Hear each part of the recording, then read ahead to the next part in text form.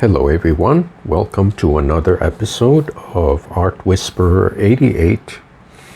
On your screen you will see my usual large format gel plate, and this is the piece of acetate that it came with. When it comes in the package, it comes sandwiched between these two sheets of acetate. Now I have been using this as a cheat sheet, and that's why it's all marked up and has all kinds of smears and paint stains. So I thought I would reuse this, repurpose this, because to be honest, I'm too lazy to clean this. There's too much going on. So I'm going to make some shapes here. It's a round shape, it's an oval shape,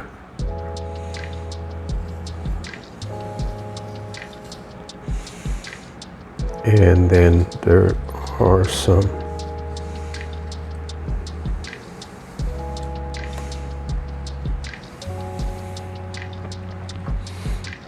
lines there. So what I plan to do is cut these up.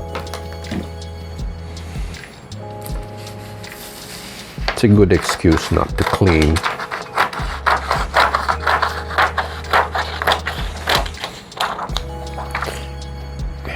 And make these into reusable stencils.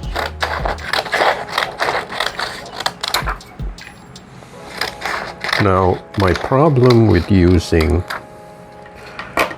copy paper, yes, it's cheap and it's readily available, but copy paper has its limitations. When it gets wet, it falls apart very easily, and I can't reuse it. So I thought if I repurpose this piece of acetate, I can get a little more life out of it.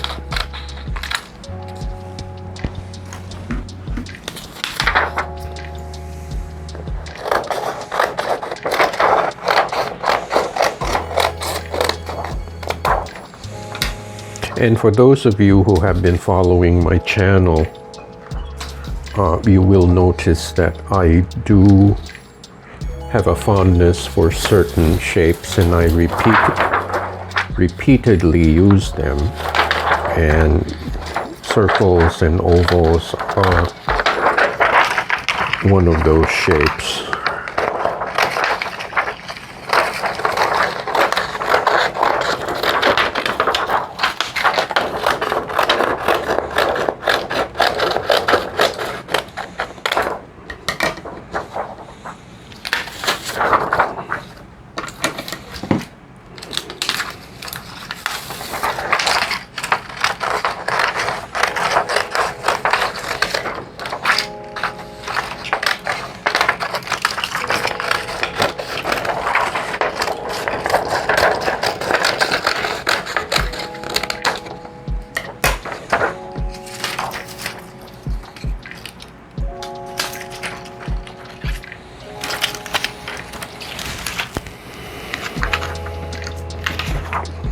Okay, now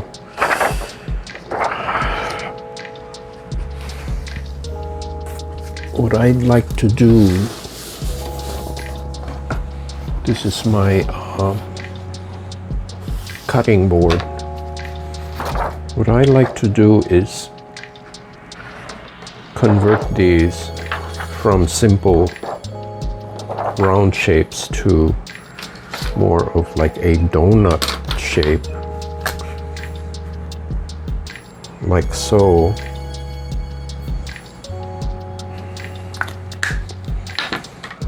So I will see if I can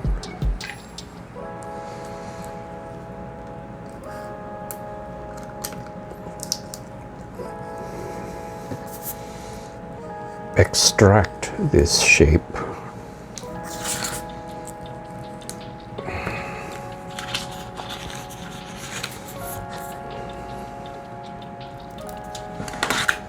Okay. You see, this way, it's something that I can use repeatedly, and it won't fall apart.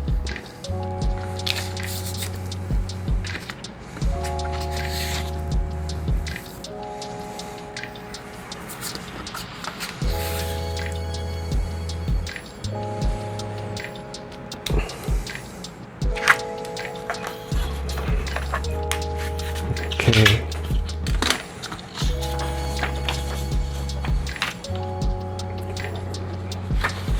And I think what I could do as well is, since they're made of plastic, I can easily overlap them without fear of them sticking together and falling apart.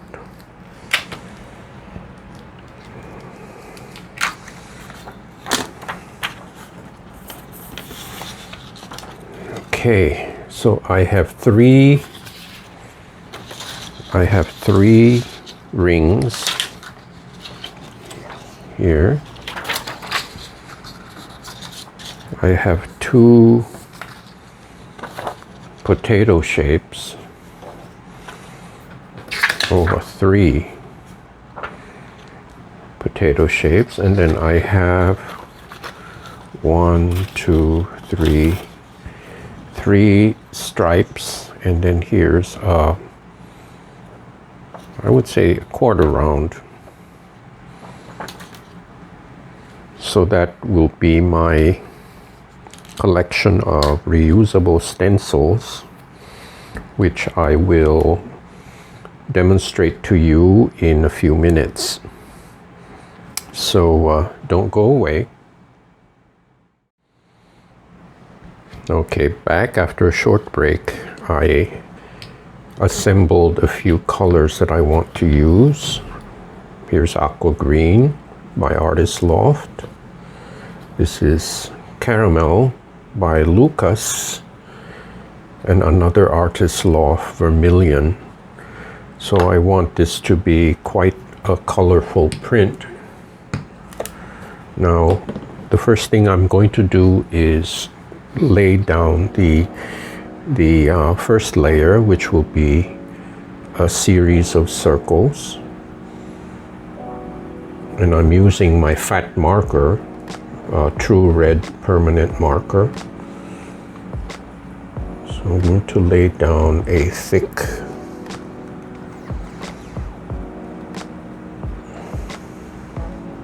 circle here,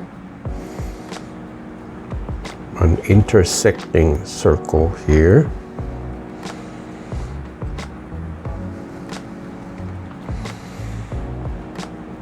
and another one here.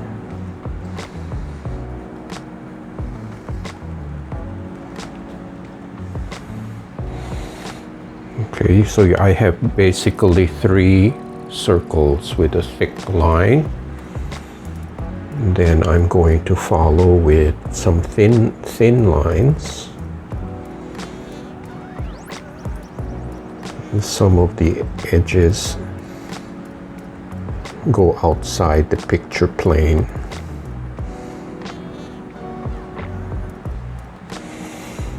And then some curved lines, thin curved lines.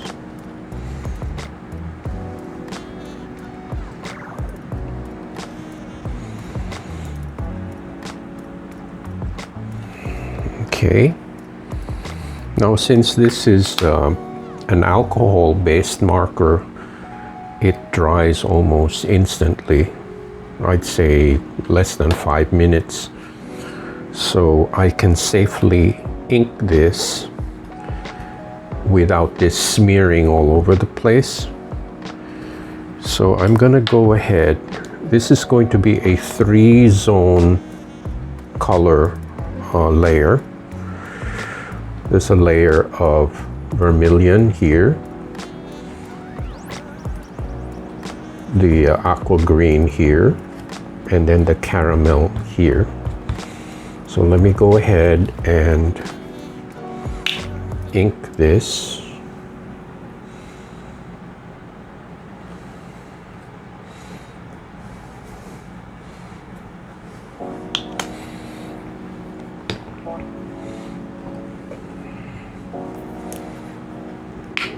Here's your caramel.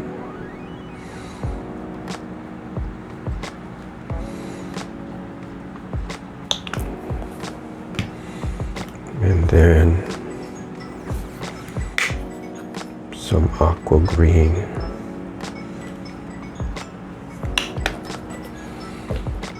Okay. So I'm gonna go ahead and use, making sure this is not squeaking all over the place. Okay.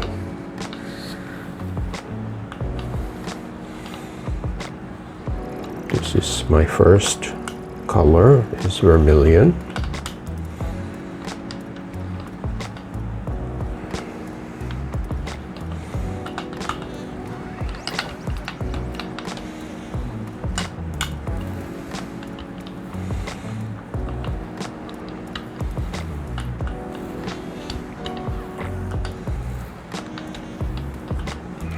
Okay, I'm gonna switch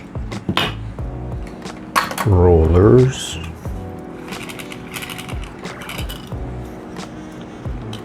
Let's do blue.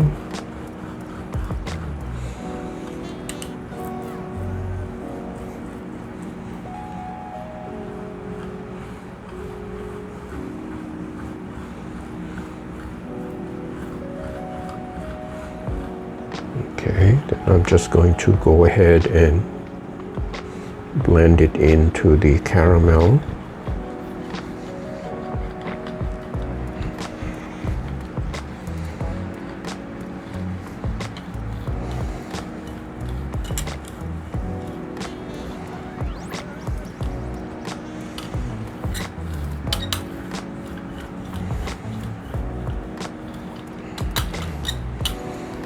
Okay, and then as usual I will do my scribbles.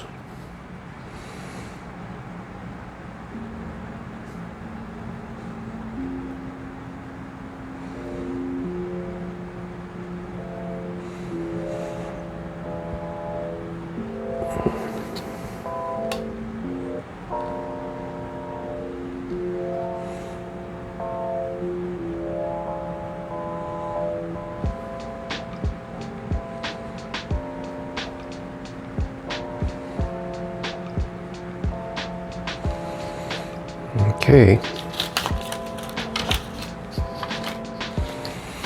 so this will be a very busy first layer. So let me go get my paper.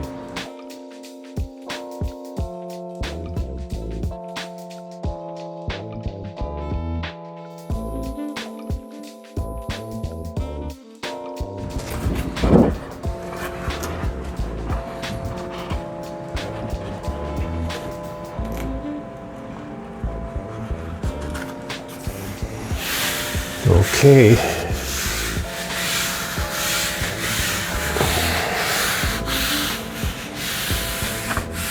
Again, I'm putting a firm pressure on the paper.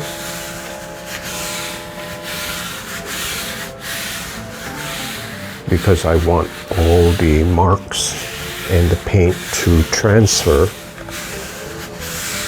and to ensure that I'm going to leave this paper for a good half hour.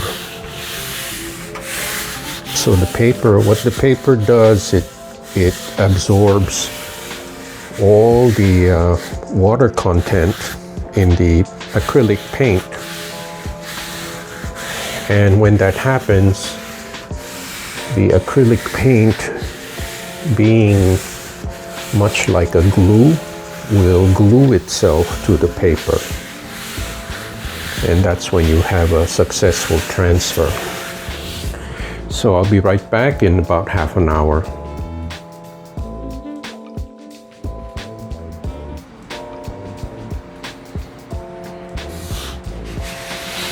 Okay, everybody, it's been over half an hour, and this is the exciting part. I hope the image has transferred. I think so.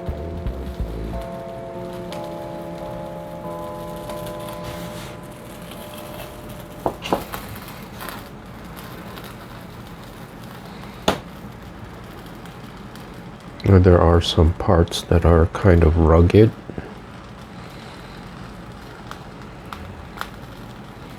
Like this part is where the ink didn't transfer.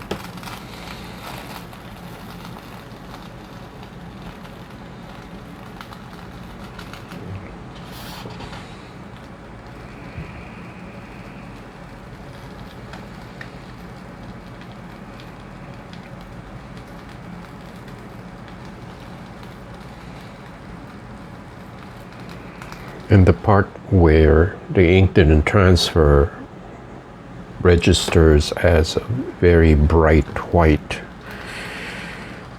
which is okay. It's not a mistake. It's a happy accident.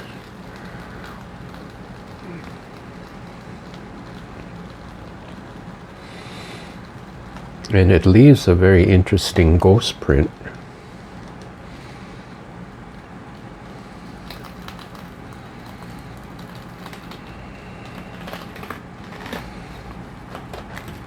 At times when it makes these crackling noises, I'm afraid that the paper will tear. But I think this is pretty cool.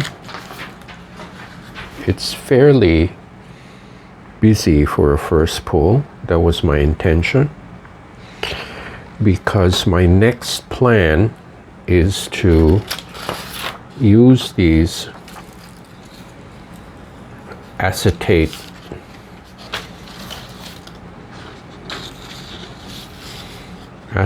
stencils and see what kind of effects I can create. Okay, so I'm gonna let this air dry, and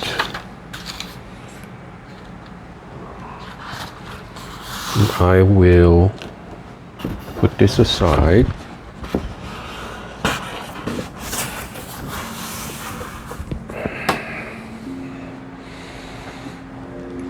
Then I will assemble these.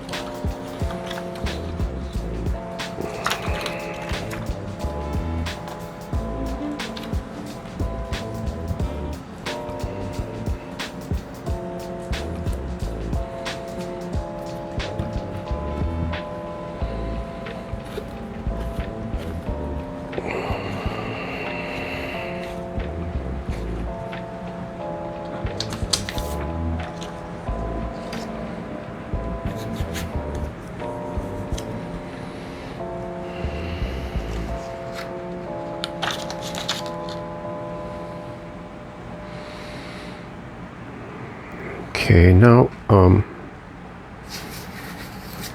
going to assemble them, and I think as a counterpoint to the highly brilliantly colored first layer, I'm going to go for a neutral unbleached titanium and see what kind of effect I can get.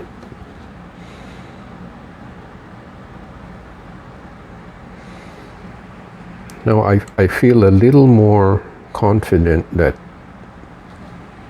these stencils are not going to fall apart because they're made of acetate. So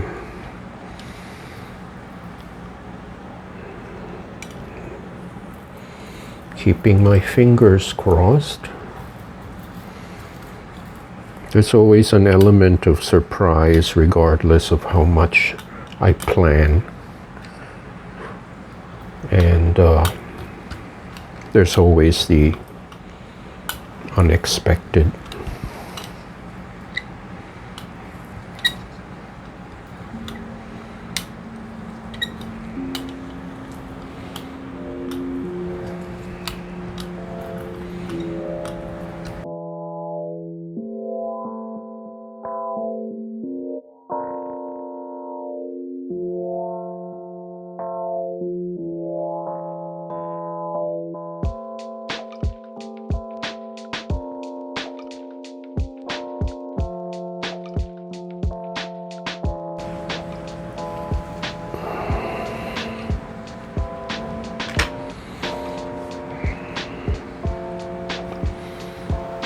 Okay, let me just make some room here on my tiny table.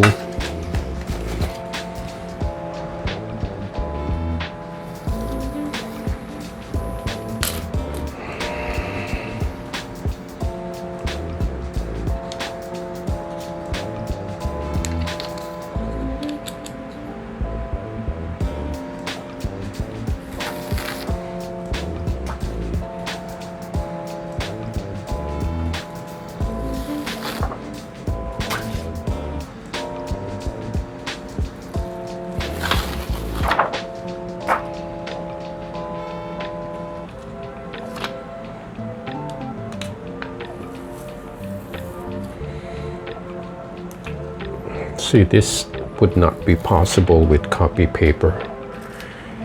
Once they overlap, they would tear and fall apart.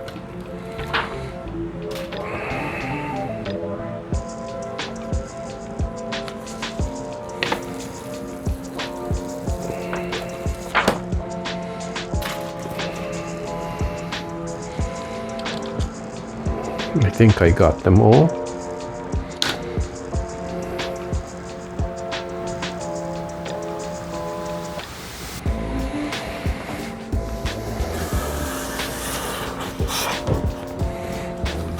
So here's the print, the first pull, just to refresh your memory. It's very colorful. Okay.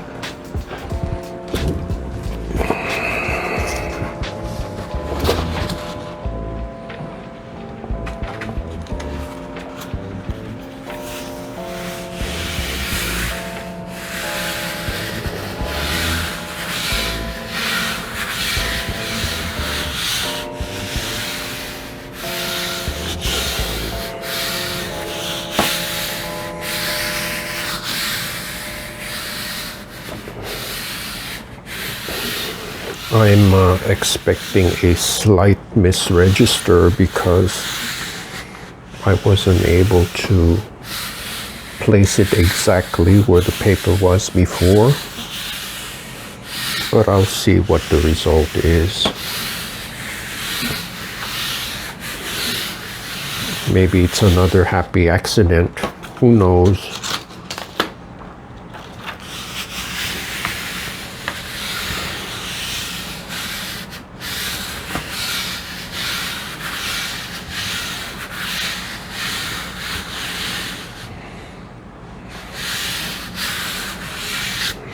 Okay, let's see what we got.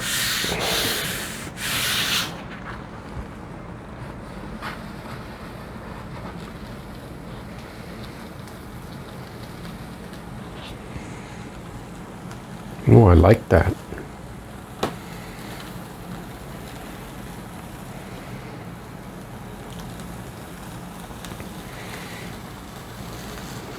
Very cool. This is exactly what I was hoping for. To have the white, actually it's not white, it's like a soft gray, to tone down the color and emphasize these marks. And at the same time, the parts where the ink didn't transfer, they create some interesting textures. So I'm happy with this result. I you know, like I explained before, there's never an exact outcome that I'm expecting, but that's where the fun is of printmaking. Each pull is a surprise, and sometimes it's even better than you expect. And in this case, I'm very happy with this result. And it took a little bit of planning, but the best part also is that these guys can be used again. I can soak them in a pan of water and they can be cleaned. It's easy to clean them because they're still wet. Now, if I wait for the paint to dry, that's another story. So I'm going to soak the stencils right away so I can reuse them. So here's a close-up.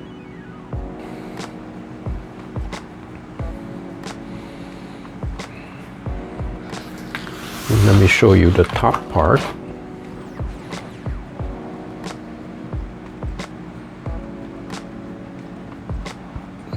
This is the cool part with the scribbles.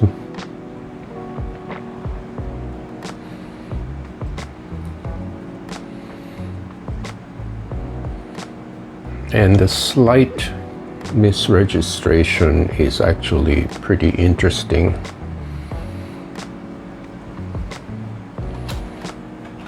So anyways, I'm going to let this air dry and see if I need to put any kind of collage. So don't go away. I'll be right back. Okay, everybody, I went through my box of scraps and I found these warm-up exercises, so I cut them down to shape. I think I'm gonna put that there. And this piece goes here.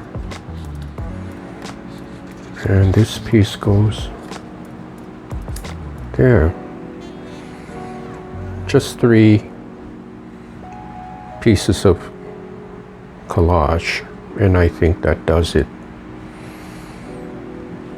So let me go ahead and mount this with my Mod Podge.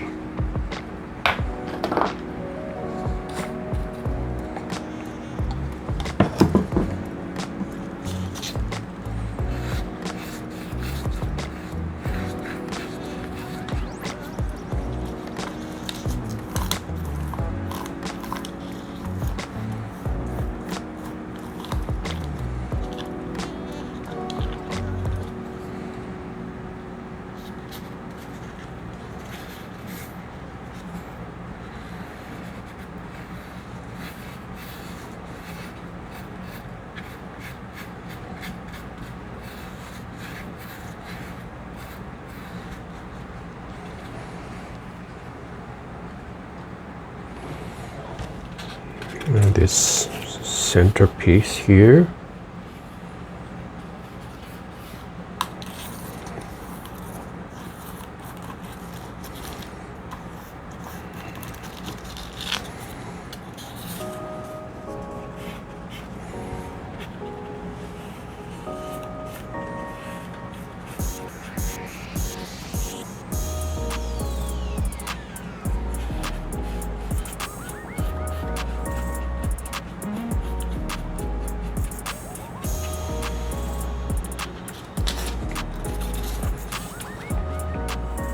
And lastly,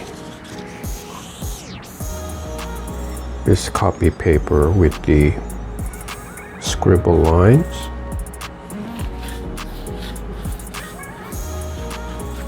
Up here.